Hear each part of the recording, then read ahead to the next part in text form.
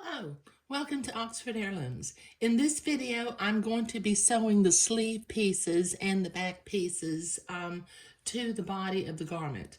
And I've got my sleeve piece here, so let me unpin it.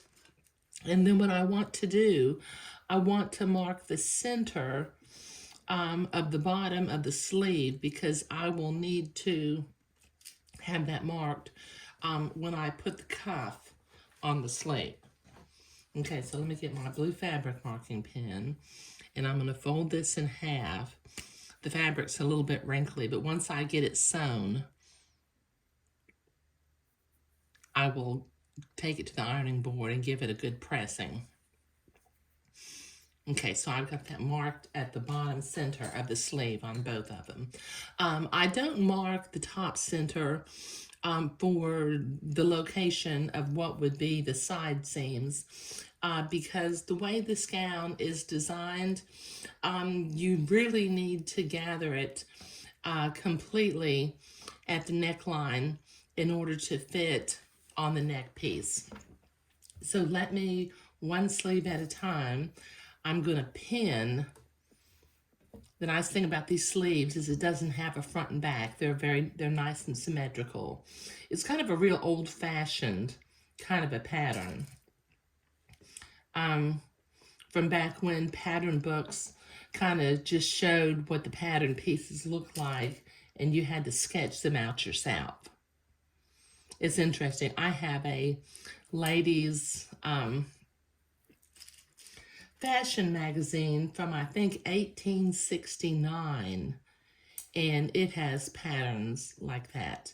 Okay, so what I'm going to do, I've got my machine set for a straight stitch, and I'm going to sew a 1/4 inch seam along this edge. I'm not going to make a French seam.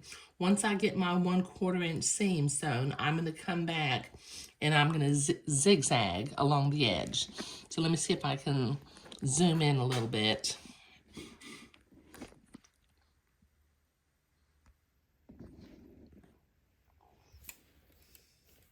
And I'll sew and I'll take my pins out as I come to them. Let me get my foot over here. Oops, excuse me.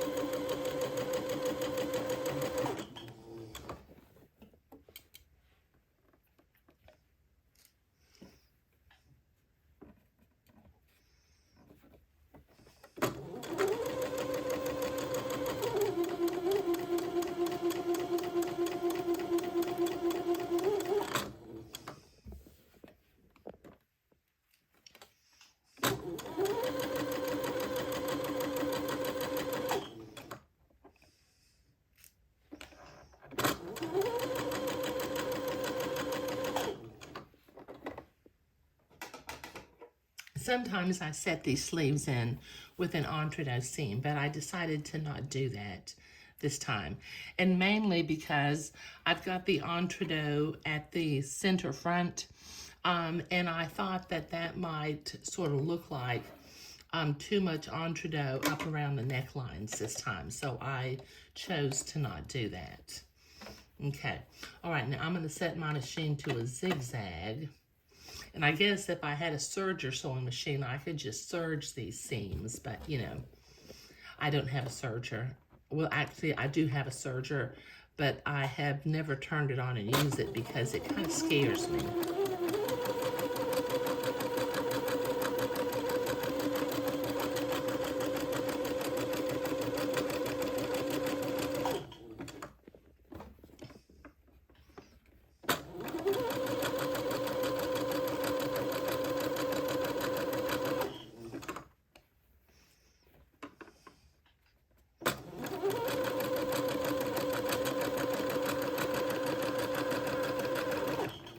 There.